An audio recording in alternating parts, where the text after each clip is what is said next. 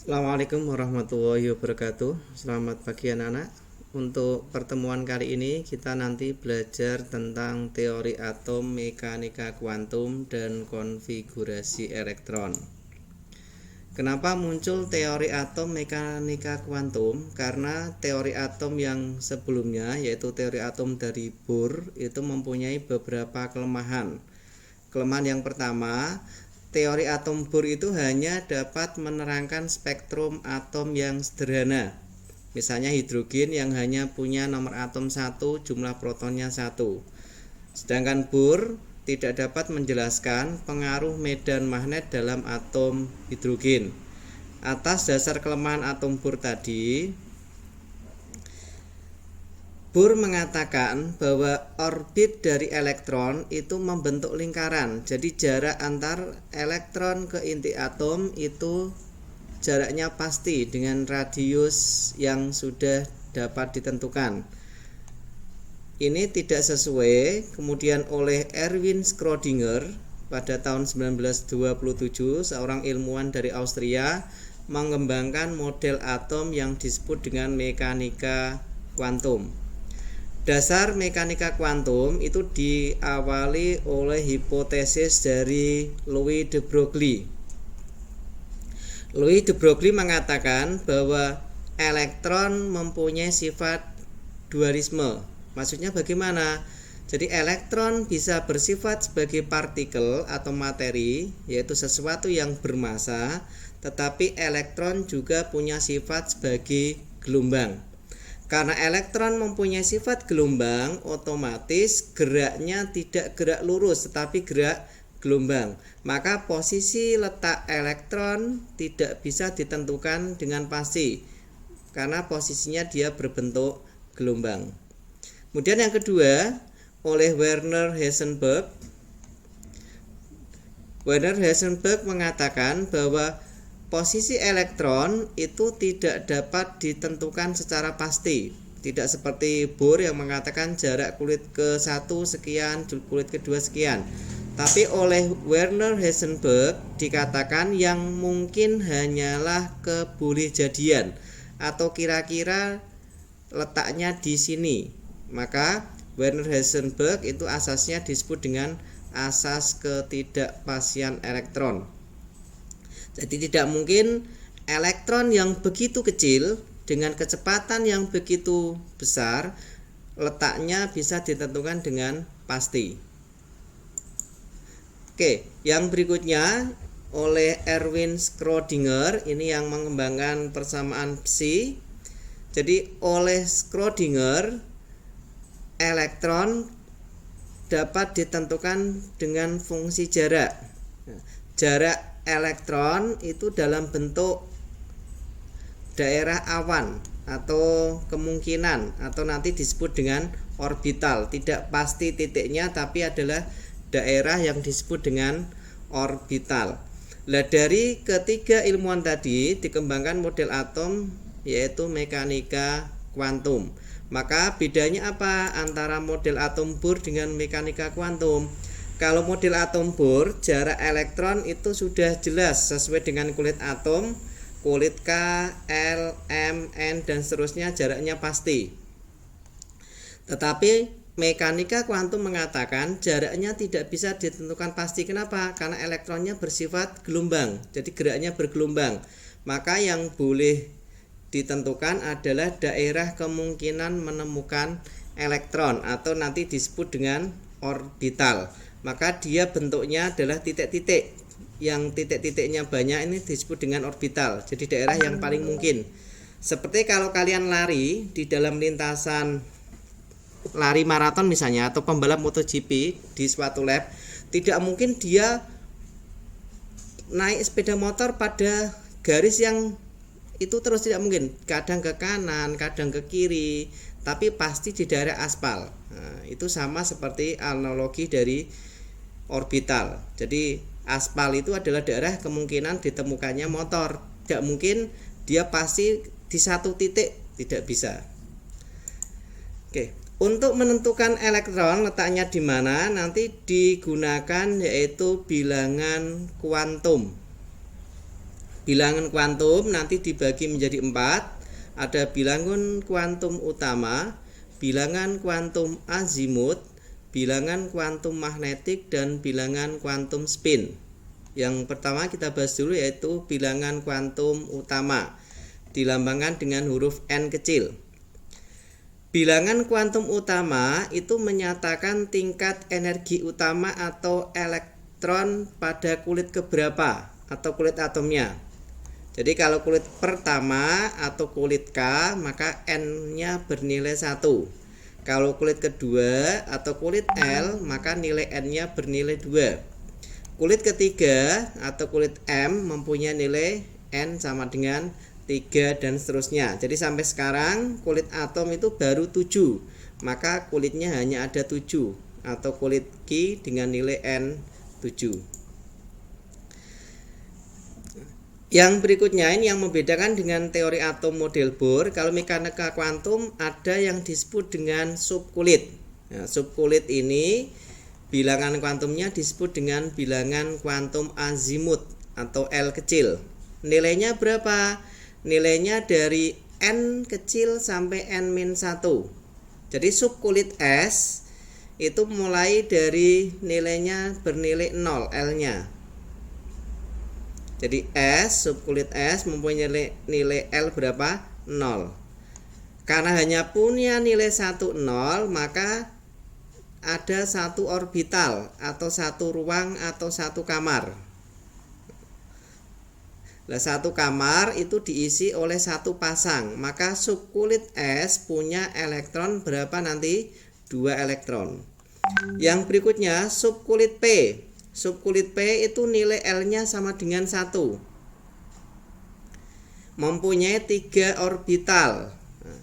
3 orbital berarti 3 kamar. Satu kamarnya berapa? 2. Maka subkulit P nanti mempunyai berapa elektron? Ada 6 elektron. Yang berikutnya subkulit D. Subkulit D itu mempunyai nilai L sama dengan 2. Subkulit D mempunyai 5 orbital atau 5 ruangan, 5 kamar. Satu kamarnya berapa elektronnya? 2. Maka nanti subkulit D mempunyai elektron sebanyak 10. Ya. Yang terakhir subkulit F, nilai L-nya sama dengan 3, mempunyai 7 orbital, 7 kamar, 7 ruangan. Jadi kalau satu kamar isinya berapa elektron? 2, maka subkulit F mempunyai elektron sebanyak 14. Jadi subkulit ada berapa tadi? Ada 4, ada S, P, D, F. Nilainya S itu 0, P 1, D 2, dan F 3. Oke, itu untuk bilangan kuantum azimut. Yang ketiga, ini adalah bilangan kuantum magnetik. Kalau bilangan kuantum magnetik itu menentukan letak kamar atau letak orbital. Ibarat sebuah bangunan yang bertingkat, misalnya kalian pergi ke hotel, bilangan kuantum magnetik itu seperti nomor kamar atau kamar nomor berapa. Jadi kalau subkulit S itu kan hanya punya satu orbital, maka nilainya hanya punya 1 yaitu 0. Kemudian kalau subkulit P, nilai L-nya 1, berapa nilai magnetiknya?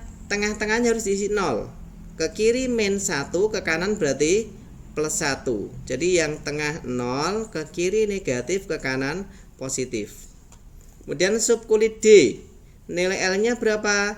2. Subkulit D punya 5 orbital. Orbital kotak yang tengah, kamar yang tengah kita beri angka 0 nilainya. Ke kiri negatif 1, negatif 2, ke kanannya bernilai positif, positif 1, positif 2.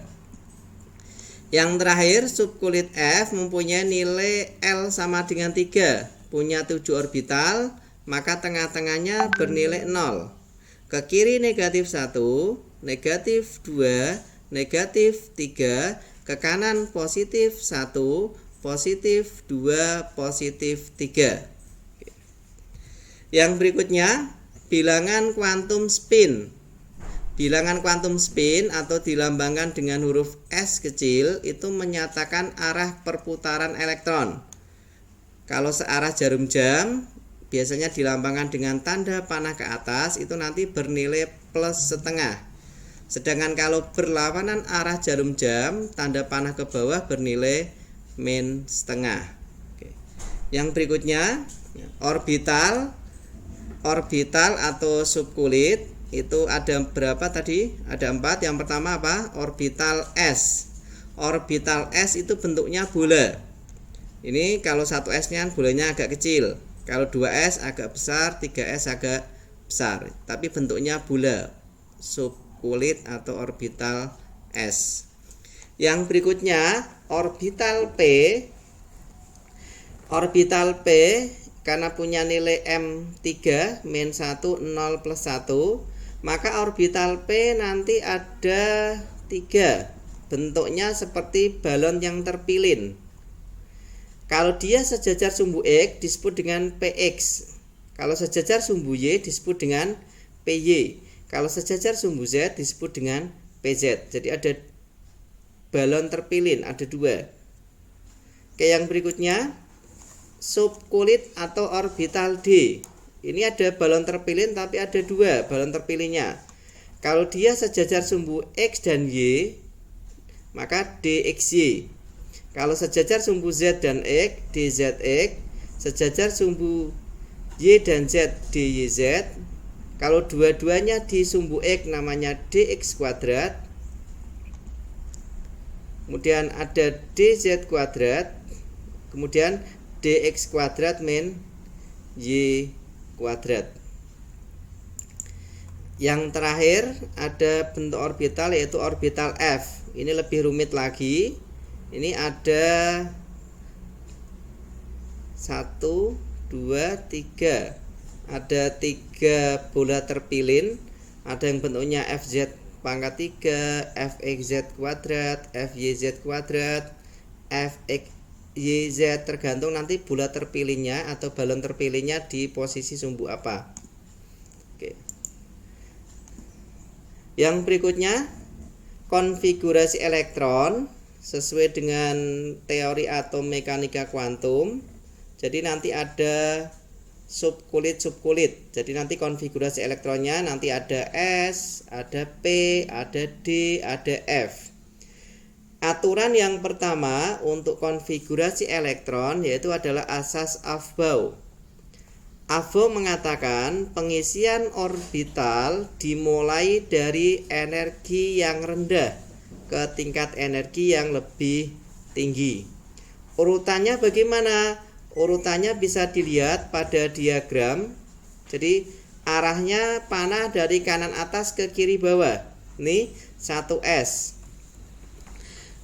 Angka 1 dari mana? Angka 1 menunjukkan kulit. Ini berarti kulit pertama, kulit kedua, kulit ketiga, kulit keempat, kulit kelima, kulit keenam, kulit ketujuh. Subkulit S. Subkulit S, subkulit P. Ini berarti 2S. Berarti subkulit S pada kulit kedua. 2P, subkulit P pada kulit kedua. Subkulit S pada kulit ketiga. Subkulit P pada kulit ketiga dan seterusnya. Jadi panahnya panah diagonal dari kanan atas ke kiri bawah. 1S, 2S, 2P, 3S, 3P, 4S dan seterusnya. Ini urutannya 1S, 2S, 2P, 3S, 3P, 4S, 3D. Ini harus kalian hafalkan karena ini dasar nanti untuk konfigurasi elektron. Kalau kalian salah urutannya, nanti konfigurasinya juga akan salah. Kalian perhatikan baik-baik, kemudian dihafalkan. Ini polanya gampang, bisa kita lihat S-nya 2 kali.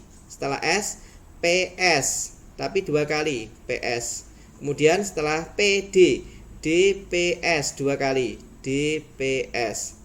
FDPS, FDP. Oke ya, nanti bisa dihafalkan, diingat-ingat caranya bagaimana. Kemudian yang berikutnya, konfigurasi yang kedua yaitu harus mengikuti aturan Hahn. Aturan Hahn mengatakan pada pengisian orbital-orbital dengan tingkat energi yang sama, Maksudnya gimana tingkat energi yang sama? Kalau sama-sama di S, kalau sama-sama di P, kalau sama-sama di D. Jadi subkulitnya sama, yaitu orbital dalam satu subkulit. Elektron menempati orbital secara sendiri terlebih dahulu, baru kemudian berpasangan. Kalau misalnya subkulitnya P kan ada 3 kamar, maka kalau ada 2 yang masuk harus ke kamar 1 dan kamar nomor 2. Nggak boleh dua-duanya di kamar nomor 1. Jadi harus sendiri dulu baru berpasangan. Oke, nanti kita bahas supaya lebih jelas. Oke, yang berikutnya asas yang ketiga yaitu asas dari larangan Pauli. Pauli menyatakan bahwa tidak mungkin ada 2 elektron dalam sebuah atom apapun dapat mempunyai keempat bilangan kuantum yang sama. Maksudnya gimana? Kalau ada 2 elektron itu nggak mungkin N-nya sama, L-nya sama, M-nya sama, dan S-nya sama, keempat-empatnya sama, nggak mungkin. Minimal salah satu yang berbeda. Maka oleh Pauli, kalau dalam satu orbital atau satu kamar, kalau ada yang satu sudah ke atas, maka yang satunya harus ke bawah. Jadi nggak boleh dua-duanya ke atas. Itu prinsip dari larangan Pauli. Oke, contoh ini misalnya konfigurasi elektron, pengisian elektron ke dalam orbital, dan nilai keempat bilangan kuantum elektron terakhir dari atom C yang nomor atomnya 6. Tadi kalian lihat SSP. Nah, urutnya nanti tidak di aba ya. S penuhnya 2, maka diisi penuh 2 dulu. S diisi penuh 2. Sudah berapa? 4. Ini berapa? 6, masih sisa 2. 2 ditaruh di subkulit berikutnya. Paham ya? S kenapa 2? Karena S penuhnya 2. S kenapa 2? Karena penuhnya 2. Yang berikutnya baru sisanya 6 dikurangi 4. Oke. Kemudian pengisiannya, satu subkulit diisi dulu. S2, satu ke atas, satu ke bawah. Kemudian subkulit 2S, satu ke atas, satu ke bawah. Ini prinsip dari aturan Hahn. Kalau ada 2 di subkulit P, maka ke atas dulu 1, 2. Nggak boleh satu ke atas, satu ke bawah. Ini nggak boleh, harus 1, 2. Elektron terakhir yang kita isi disebut dengan elektron terakhir. Bilangan kuantum dilihat dari sini.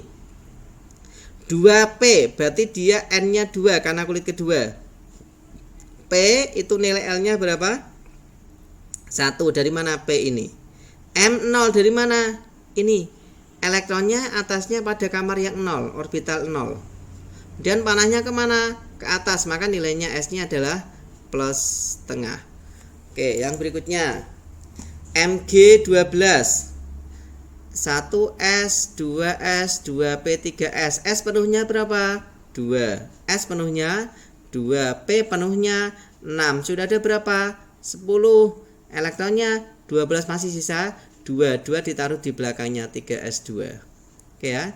Ini 1S, 1 ke atas, 1 ke bawah. 2S, 1 ke atas, 1 ke bawah. 2P ngisinya atas, atas, atas, baru bawah, bawah, bawah. Kemudian 3S, atas, bawah. 3S ini N-nya 3 karena ini dari sini. L-nya 0, S-nya nilainya 0. M0 dari mana? Ini. Gitu ya. 0 ini M-nya 0. S min setengah dari mana? Panahnya ke bawah. Ya, oke. Yang berikutnya P nomor atomnya 15. 1S, 2S, 2P, 3S, 3P ini dari abo tadi yang sudah kita bahas di depan. S penuhnya 2, penuhnya 2, penuhnya 6, penuhnya 2, masih sisa berapa? 3, 3 taruh di belakangnya P. Isinya atas bawah, 2P, atas, atas, atas, bawah, bawah, bawah. Dan atas bawah ini ada 3. Nggak boleh 1, 2, 3, nggak boleh, harus urut dulu. 1 ke atas, ke atas, ke atas. Ini elektron terakhir. 3P N-nya 3. Ya. Oke, kita ulangi ya. Oke. 3 subkulitnya N-nya 3, kulit ketiga. P L-nya 1 karena P bernilai 1. M plus 1 dari mana? Ini. Tadi kan 0 min 1 plus 1. Oke ya, plus 1 paham ya. Oke, kemudian panahnya kemana? Ke atas berarti plus setengah. Oke, yang berikutnya Fe 26